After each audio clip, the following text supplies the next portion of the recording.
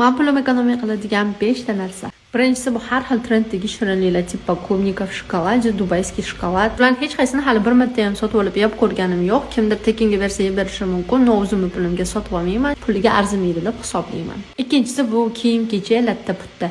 Men bir xil kiyimda har kuni ko'chada ham, blogimda ham ko'rinishda umuman uyalmayman. Samatsankami bu narsaga bog'lamayman. Menga ko'chada kiyishga 1-2 xil kiyim, uyda almashtirishga 2-3 xil kiyim yetarli. Moda orqasidan yugurmayman va bunga pulimni sarflashni ham xohlamayman. Uchinchisini eshitib hozir menga ko'pchilik tosh otib tashlaydi, lekin har oy qosh laminatsiyasi, kiprik ektirish, xina chizdirish kabi byuti protseduralardan pulimni jalga qilaman. Bu narsalarni qiladigan qizlarga umuman hech qanaqa pretenziyam yo'q, shunchaki men bu narsalarni qildirishni xohlamayman.